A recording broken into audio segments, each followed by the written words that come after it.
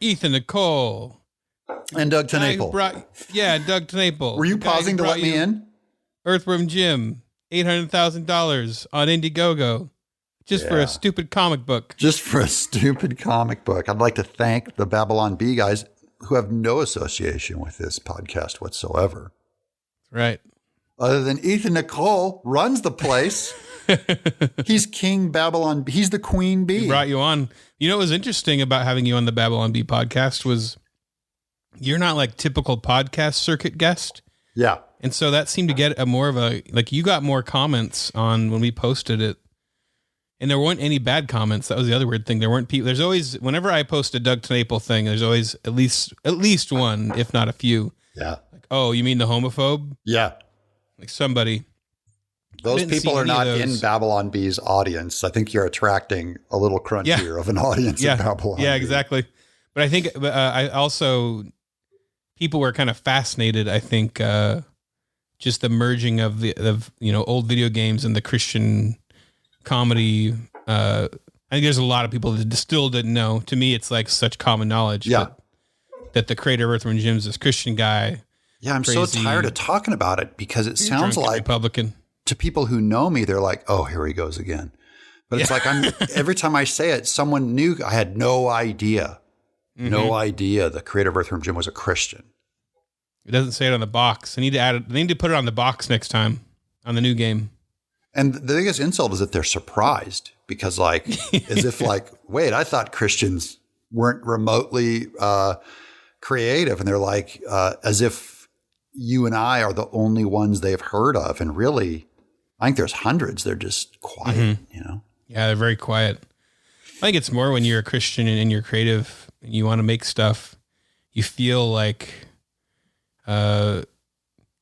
It feels like there aren't any out there. So when you hear that one of the most creative, bizarre artists in the game industry it's very exciting to hear that. It's like, you don't have to do a bunch of cocaine and be some crazy nihilist or whatever, a bunch of drugs, do mushrooms. Like there's always this idea. I've heard that Friday Night at Freddy's guy is a Christian. There's a bunch of Christians out at BioWare and stuff. They're not Christian organizations, but they're like in the mainstream of designing big time, but they're quiet. I don't get it. Yeah. Huh. Five Nights at Freddy's Christian, huh? Yeah. Hardcore. I'll have to read the book and find the Christian message. Well, I heard it from someone else, so I don't know for sure. Oh. He's probably a Jehovah's Witness. Gossip. Just lump us all together. So this week's topic is there are only straw man arguments against Christianity. This is your topic that you brought up, and can you tell? Is that all right? Let's just do it. Let's hear So let's think of one argument against Christianity and see if it's a straw man. Sure. So the Old Testament is obviously false because your hateful God endorses slavery. Okay. So what the statement they're obviously making is race-based, like owning blacks type slavery is what God endorses. Right. When they like all slavery of history is like the most recent slavery that we have had in America. Yeah, which was just like last, in the history of things was like just last week. It is. And all of man's entire history really is the biblical form of it was if you were in debt to someone, you'd take them, or if your society was a satanic society where you sacrificed your children on the fire and God would say, go and take them as slaves. Mm-hmm. Like they will go and work for, Israel or whatever. And there were all these rules about setting them free and how you must treat them, which was nothing like the race-based slavery in America, which is what they're cashing in on. They're trying to make an emotional entanglement. Yeah. That is a straw man. Yeah, it's interesting to think of coming out of being, if we were humans living in the woods, camping around fires and caves, and then we came from that to this. During that process, we didn't have prisons and like things to, when you had people, or when you had been in a war with another culture or whatever, and there had to be a certain point at which, when slavery got invented, it actually probably could have been considered a humane thing rather than just kill everybody. It's absolutely humane. There was no such thing as prisons. Yeah, this is a nomadic society, so at least you're going to get fed, and you're going to I mean, at the beginning of it, you're with their family, like you're hanging out with their family. You're working off your debt. If it was for debt, it was a very reasonable thing to work off the money that you owed someone. You were put to work. I mean, I'm mainly speaking within just the theory, looking at how do you go from the beginning of whatever caveman times looks like to this. And it seems like, until you have cops and a military force and all the luxuries that we have today, it makes sense why these things came about. So that's the biggest overview of taking it out of context. They have to project modern sensibilities. Yeah. They change what the biblical word for slavery means. That's a straw man element. Yeah. So another straw man would be, I mean, I've heard these arguments hundreds of times now now that I argue with atheists, and they only bring up, and that's my theory, is I'm trying to find a legit argument against the scriptures. What's legit? And all I've ever found is straw men. And they look at me like, why are you such an a-hole? Why are you so cocksure, and you will not concede ground because it is your faith? And so I'm waiting. So I test it and I go, where is the legit argument against the scriptures? Where's that one at?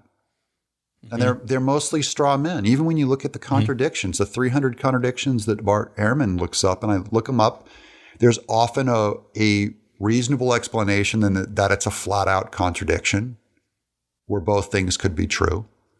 And so you have to be uncharitable to win an argument against the Bible. The other one is your God endorses rape, because there's this part where if a guy rapes a woman and gets her pregnant, he has to marry her, which would, again, in a society.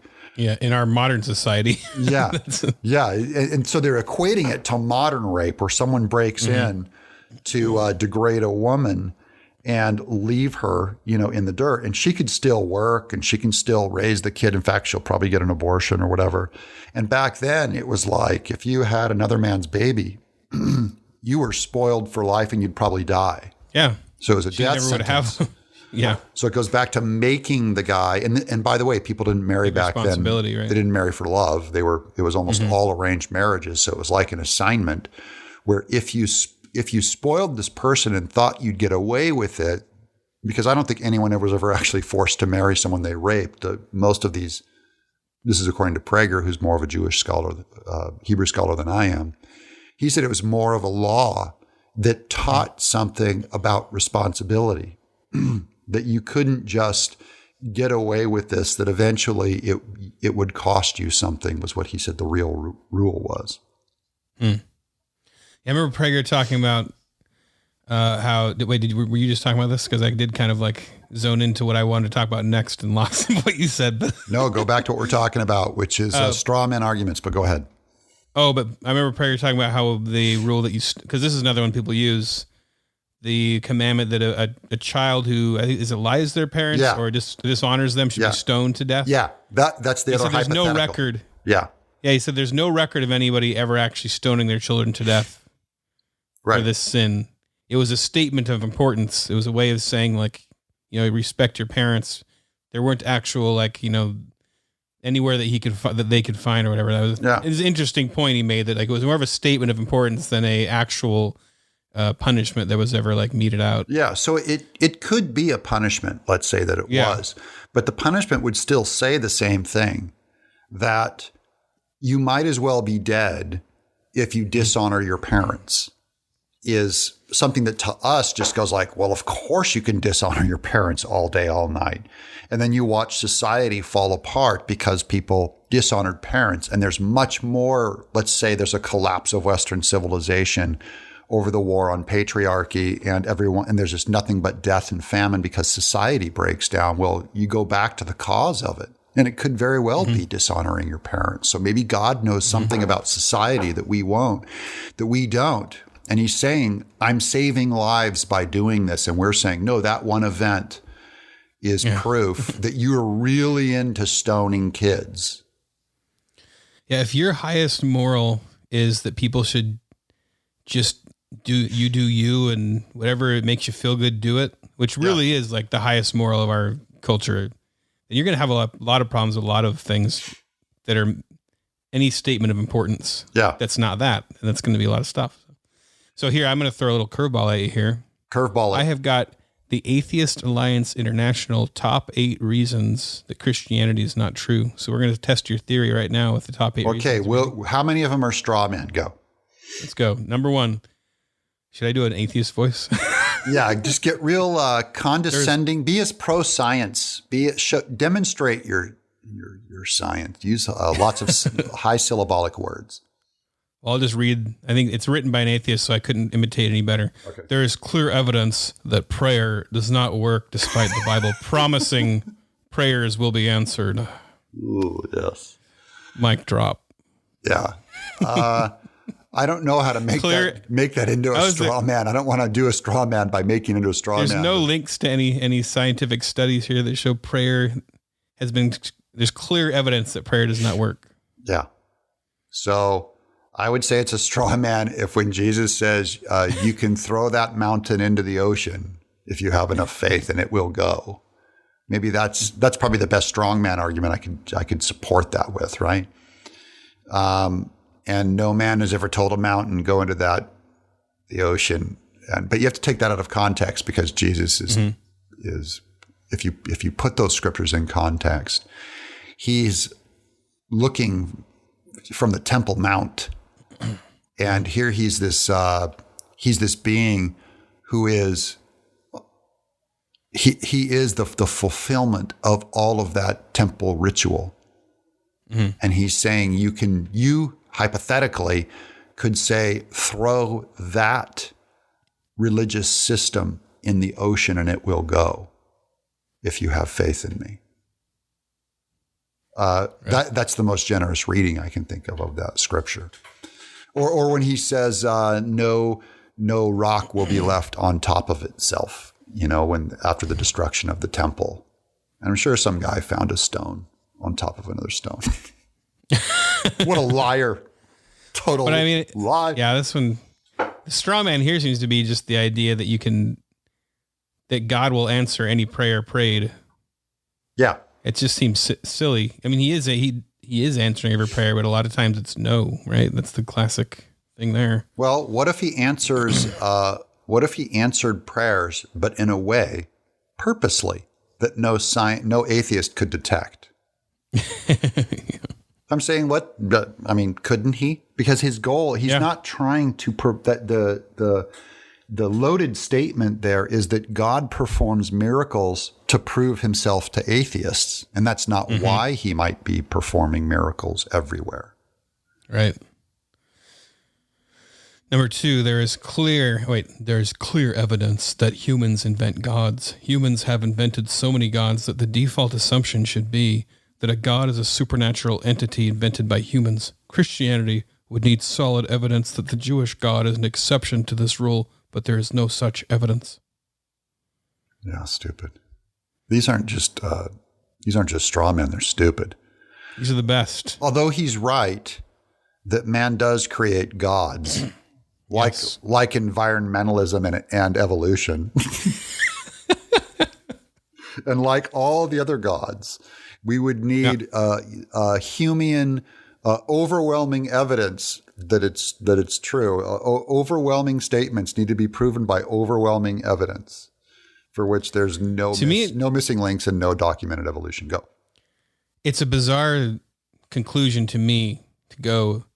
Societies and cultures and humanity from the beginning of time have created and believed in gods, and to say that is evidence that there is no God and no creator. Yeah. It seems to be evidence that there's something in the heart of mankind that seeks a creator, believes in a creator, believes it's created, looking for meaning. That tells me that the source that we come from, that you can't just have ideas that come completely out of nothing. And the way that these hungers, and if these hungers and desires are in us, they came from where we came out of, whatever made us. Yeah, that's C.S. It's Lewis, like if my story. That hunger proves there's such a thing as food or something like, not proves, right? But would give you a clue. If you're walking around thirsty for water, then sure hope it exists. So our desire that there is a God to a point that we invent them all the time. I'm on board with him on that mankind has created gods, but then to make the flying leap of faith to apply that to the Jewish God and say that you need to be overwhelming proof that this one isn't also made up. I'm just saying that I can make up 20 answers to 2 + 2 = 4.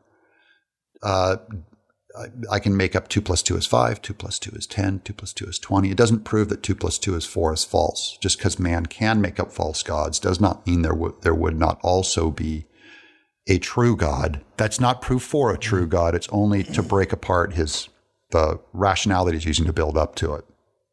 Mm-hmm.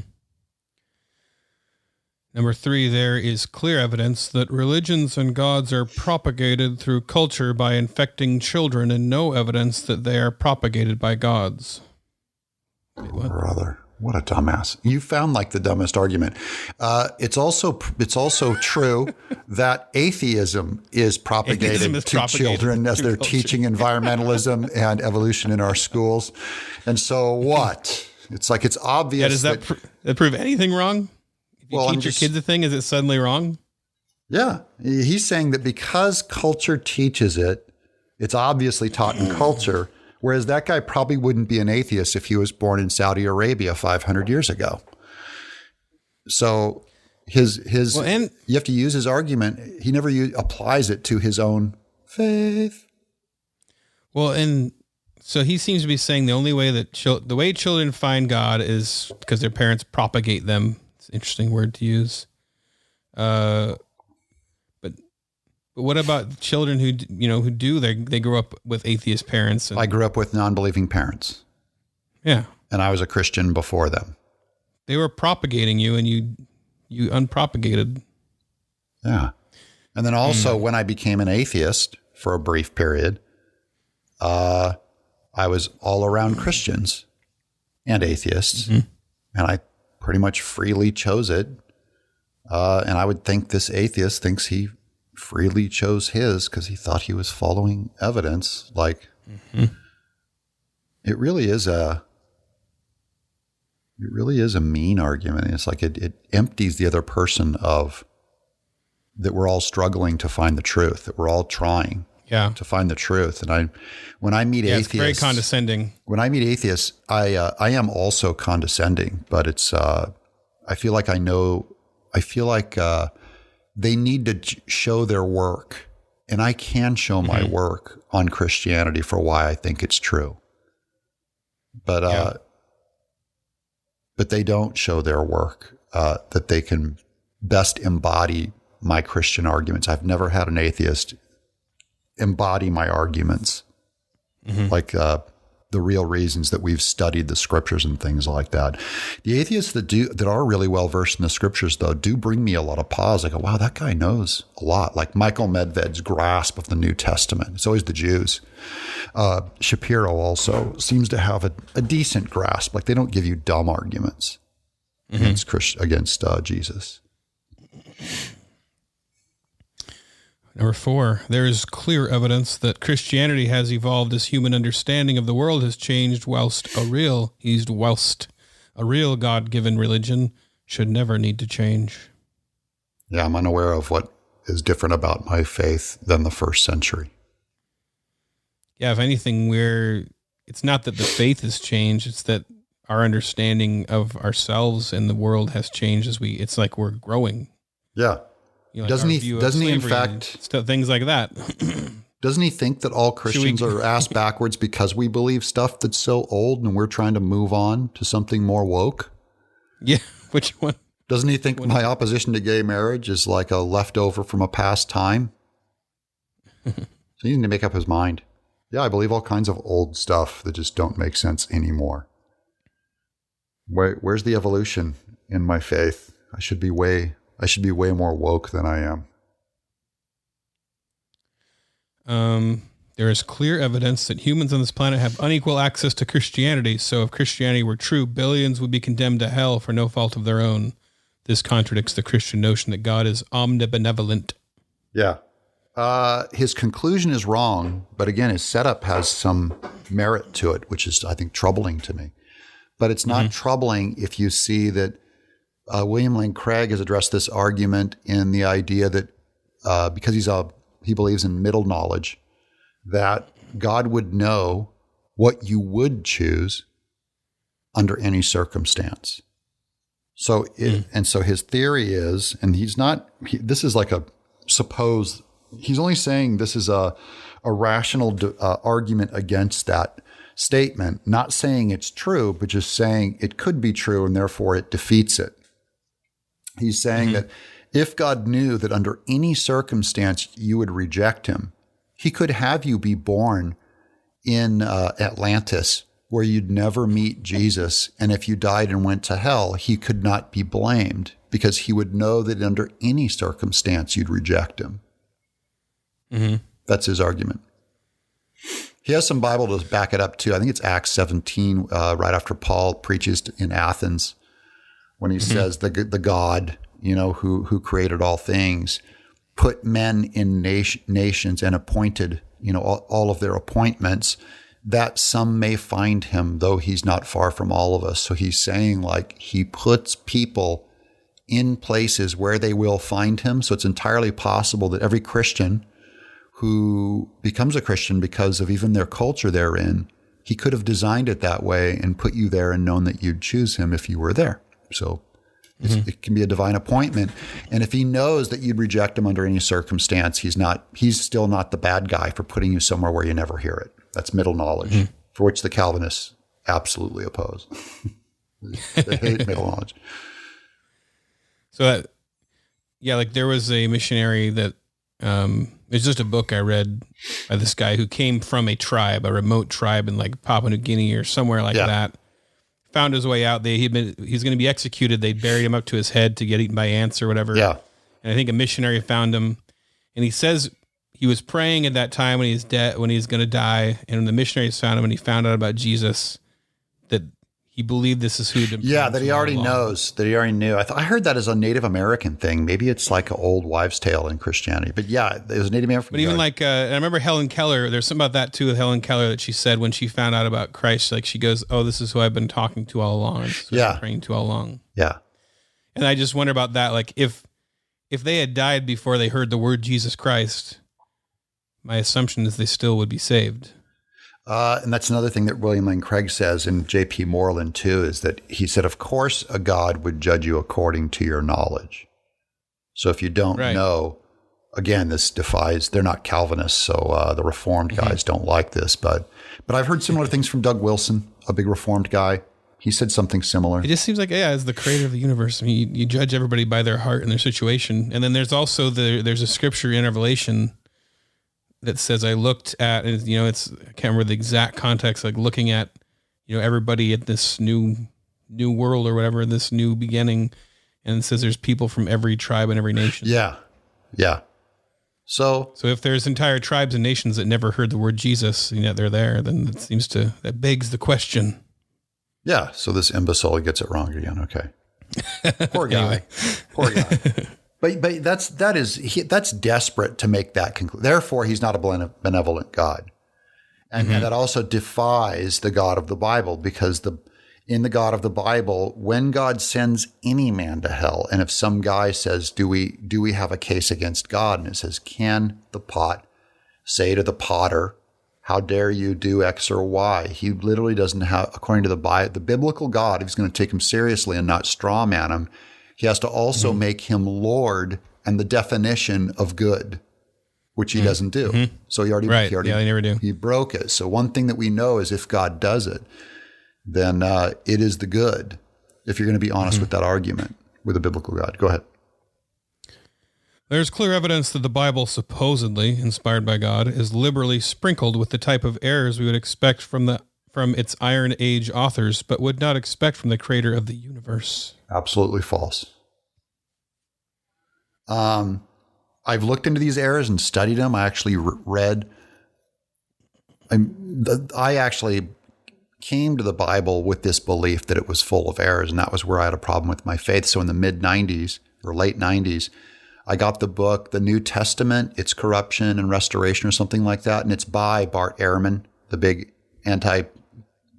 Christian, not anti-Christian, but just he's an atheist or an agnostic. Ehrman and the guy that he wrote it with, was it Metzger, who was a Christian?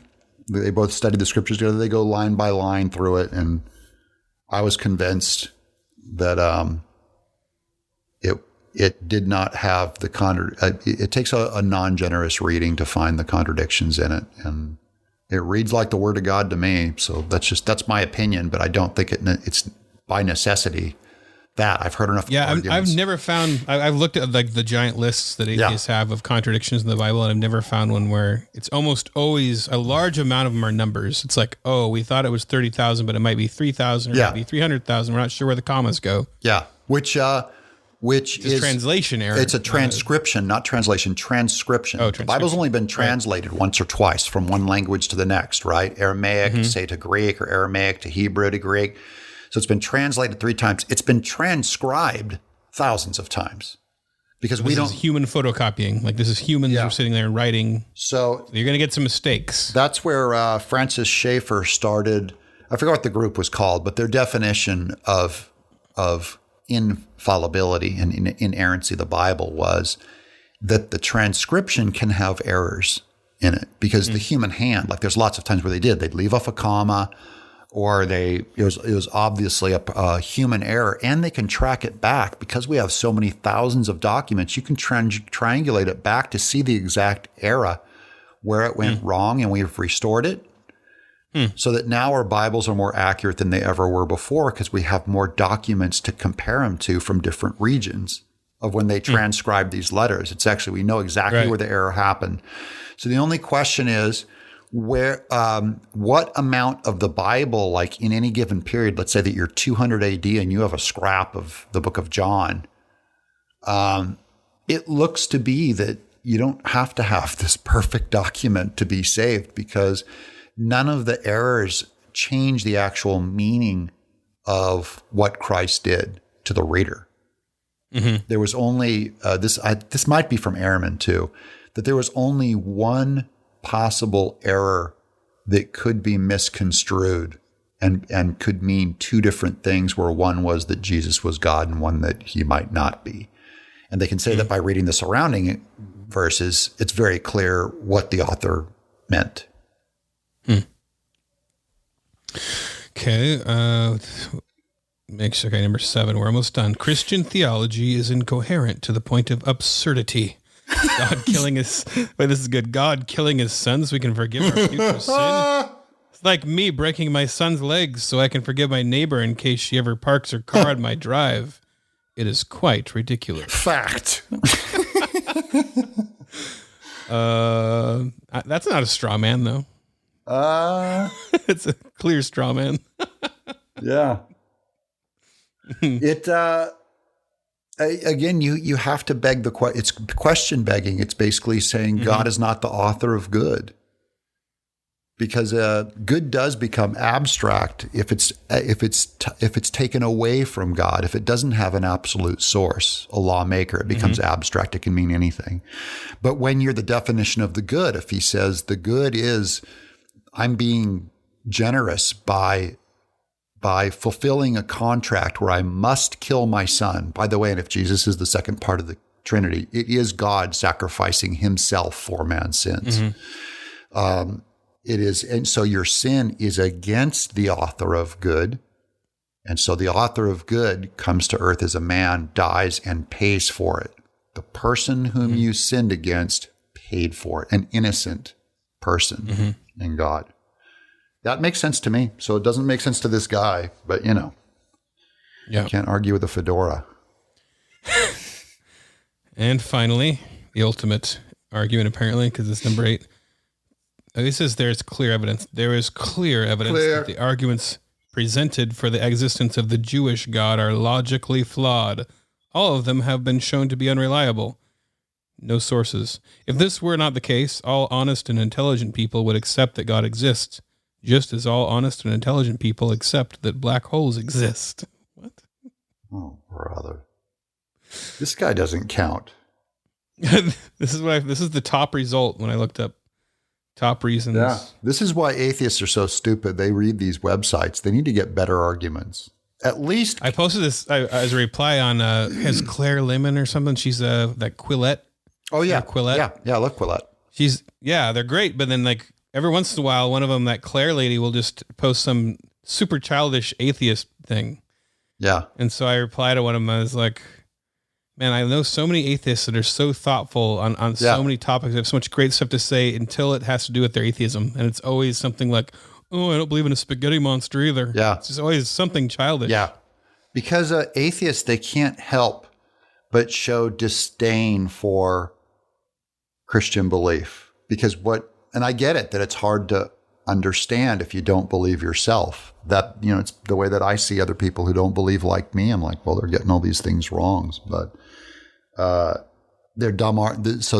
So I can say with confidence, at least from these arguments, that most arguments against Christianity are straw man. Yeah, I mean, a lot of the general arguments are in here. They weren't worded the way they normally are, but yeah. If you guys if you want smart atheists, at least go to Bart Ehrman. I mean, Ehrman is he's at least a smart one, and clever and decent and trying, but wrong. But he's a good one, and he can go toe to toe with William Lane Craig, and I admire that too. Mm. Okay, well, our next topic we're going to do here is going to be. You call this the Goldberg rule. The Jonah Goldberg rule. This is from his podcast last week. Okay. It was just a phrase that I heard from where he was talking about his dad saying that that all amoral things can have a price. So don't sell out for anything truly moral. Like you'd never, get paid to kill someone or something, but that anything amoral has a price. And his demonstration that he gave to Jonah, which was really funny, was he goes, I could pay you $1 billion and you'd happily eat dog shit. I love his dad. Most of us would. I love his dad already. Yeah, that's great. It's also a really interesting, it makes the point of what the danger in saying that there is no true morality. Yeah. What that would mean. Because if there's no true morality, then everything has a price. Then everything has a price. Ooh, that's good. That is good. So the question is, first of all, just to do the Jonah Goldberg test, because he was saying happily eat dog shit was what his dad using the word happily. Ethan, would you happily eat a dog shit for $1 billion? Yeah. Yeah. Okay. Now we're going to play auctioneer.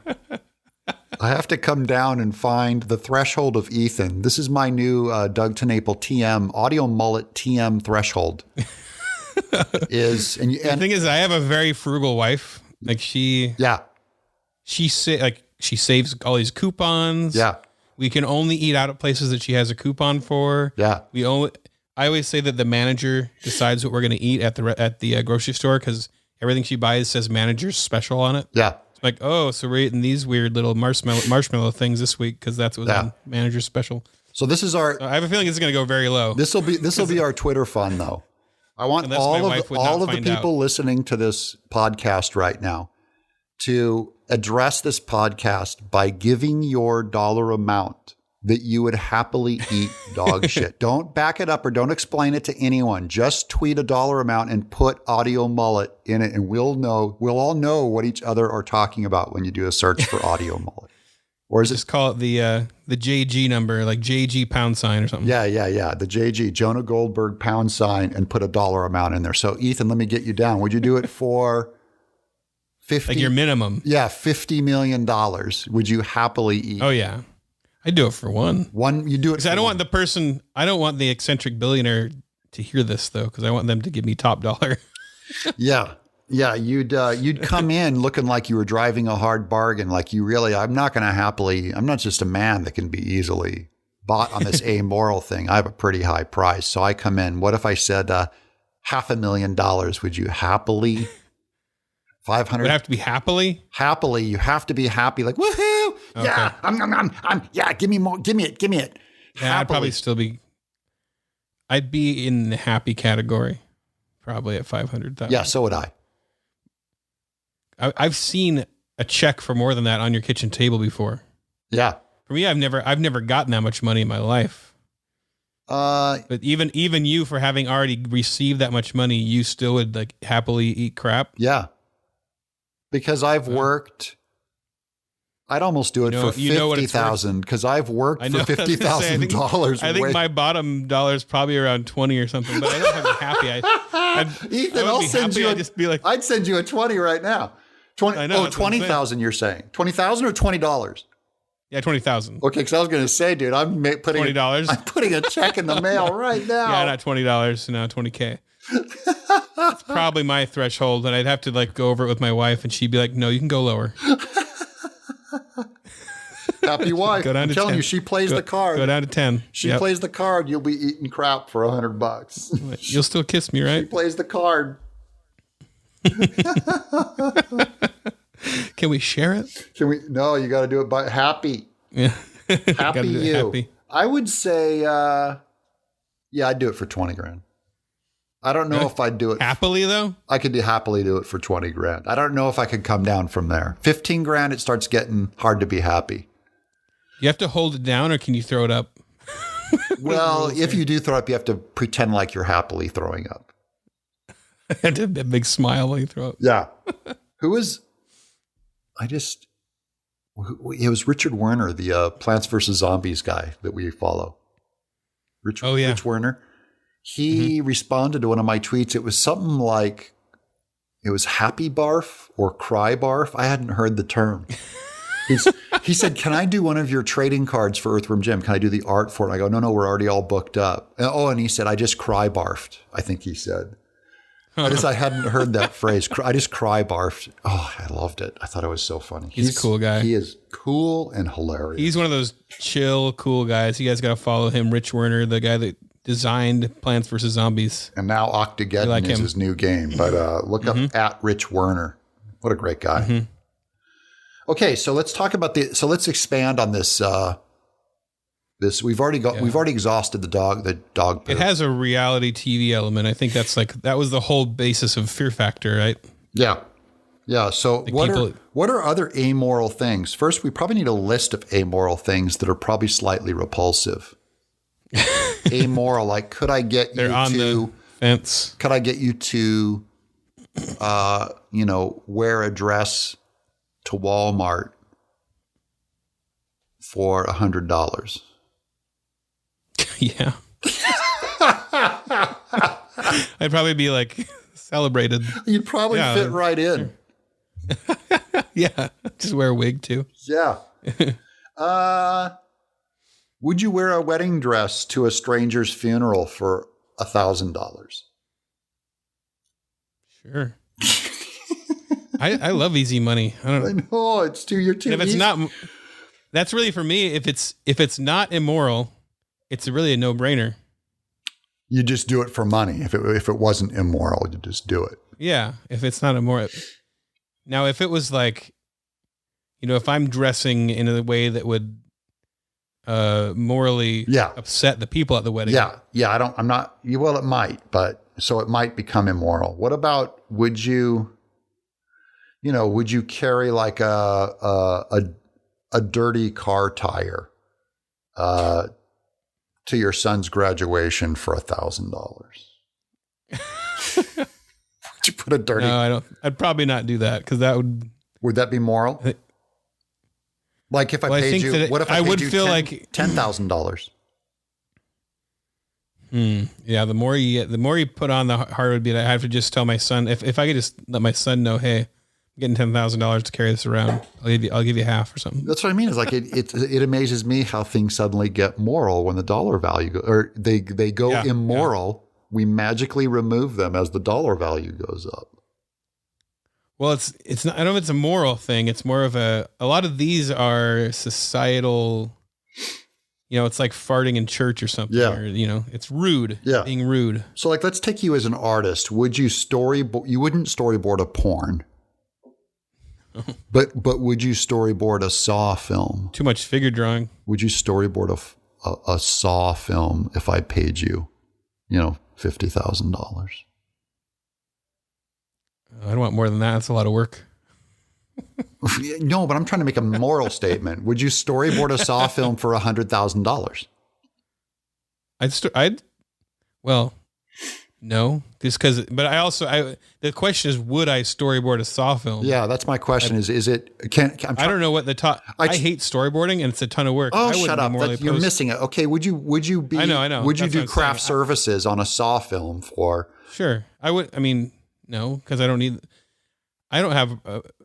I would do my story within a Saw film. I don't know if they'd like them because I probably wouldn't draw the details that they would want me to. You're totally missing this whole hypothetical. You're asking if it's immoral to storyboard a Saw film. Yeah. Would you storyboard a blasphemous movie? I'm trying to think of one. What's a blasphemous? Oh, I see. Like Sausage Party. Would you be caught dead working on Sausage Party? Yeah, I wouldn't work on that movie for sure. Okay. That'd be one I would definitely not work on. I was trying to combine the money thing with a gray area movie. I'm trying to find your gray area because you would work on a Saw film, you would not work on Sausage Party. Right. I mean, I don't know if I've seen Saw, but Saw is like... It's like torture porn, like Hostel or something. Would you? Right, but like they're all in a room and like the bad guy is trying to challenge them to... Or he's making them to make all these decisions, right? Yeah, to murder a friend. Like the key is in your friend's stomach to the... To me, I have like... Yeah, for me, a horror film... You don't walk away from a horror film thinking that good and evil don't exist. You think they definitely exist. But you walk away from like a Sausage Party. The whole gospel message of a show, of a movie like that, is that like nothing matters and we're all just partying and we're all just doing it. Yeah, but I think Saw is like it's torture porn. That is, it's to get you off on the violence. You think so? You think that everybody watching that was like, oh, I love watching people get tortured. Oh, yep, it's great. Yep. Really? Yeah. See, I don't think that. Okay. I think that like horror movies, I'm not saying it's right. I mean, I don't know where the horror movies is tough. Yeah, I get that there's a morality, but I think the morality is overplayed. It's overplayed by guys like our buddy Scott Derrickson and stuff, because people who work in horror. Well, no, I'm not saying it makes it right. I'm only saying that if I'm having to weigh the two, I actually think that a Sausage Party is more damaging than a Saw movie. If you were paid $1 million to act, would you do a makeout scene with an actor who wasn't your wife? That's the Kirk Cameron challenge. You're paid to be an actor. Would you make out with an actor that wasn't your wife? I would only do it with my wife's permission, probably. If she probably would want me to, because she wants $1 million. I don't know. What if the other actress was your sister? No, that'd be weird. Oh, especially since my sisters are so much younger than I am. Yeah, you're just going, the actors, they're always going like, I don't feel anything. There's nothing romantic about these sex scenes we do. And I go, then why don't you ever see John Cusack and Joan Cusack, brothers and sisters, like playing husband and wife and going at it? Because it's real. That's why, because it's real, you fool. And so deep down inside, your wife should be mad at you for doing a makeout scene with another woman, because it's real and you can't fake that affection that you have, because you wouldn't do it with your sister. You put saran wrap between your lips really tiny and then have it CG'd out. Would it be like That'd still be gross, dude. Yeah. I'd more have to be like, I would be opposed to it, but it'd be like if I came home and like, I lost this $1 million, but I didn't make out with that girl. Yeah. I wonder what my wife's reaction would be. Ask your wife, anything you wouldn't do with a family member, you shouldn't do with another cast member in a movie. See. Interesting. That's a new law I just made up. I like it. Well, we could go on and on this one. No, we got to cut it off. I got to go. Yeah, but we hit it. We hit the 45-minute mark. That counts as an episode. Oh. Well, this has been another episode of Audio Mullet. This is my buddy, Ethan Nicole. Oh, yeah. Was I supposed to say my name right there? No. The queen bee of, well, what would be cute is if I said your name and you said mine. This has been Ethan Nicole. And this has also been Doug Tenaple. my buddy, my lifelong friend. Yeah, purely platonic. My male life mate, pure friend, life mate, best guy, life partner, my partner, my little buddy. My first choice if I was forced to be gay. Yeah, my first choice if I could will it. If I had to be, that'd be so gross. Even if we were gay, I just there's no way, Ethan. I'd pick. There's a lot of men I'd pick before you. Yeah. Does that make you mad as my friend? Cleanliness factor and stuff. Yeah, I know. In fact, I want someone who's very much not my friend. If I was, yeah. Can you imagine that? Like, of all the friends that I have, I mean, you don't have to have any kind of physical relationship if you're going to. Oh yeah, like in prison, just a roommate. Yeah, I'm just saying, like, of all the guy friends I know, they're in no way the kinds of people I'd be in love with. So you always talk about, like, I married my best friend. Like, as a woman, it's like, there may be a guy out there I'd fall in love with that sure ain't my friend. Yeah, it's true. All right. Well, on that note, this has been Audio Mullet. Audio Mullet. Audio Mullet. A mullet of audio smashing you in the face. Audio Mullet. Short in front, long in back. It's a fact. It's the Audio Mullet. Okay, and here we are. We're back. Fact. Did you see that I raised $812,000? Dude, you guys, I think I had a huge comic. Did that Babylon Bee help? I'm sure it did. I'm sure. In fact, I saw 2 tweets of guys saying, I just heard about this on Babylon Bee, so I bought it. Nice. And if that's 2 people saying it, it could have been good 20. I think 20 people, I'd bet. Picked it up. So I'm just going to say the show has begun and people are listening to us. They're overhearing us talking.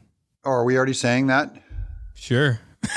You can't do that. You have to introduce it like it just came out of the music. And by the way, the last episode, you got to cut it off at when I say listen to another podcast. I'd start the music there.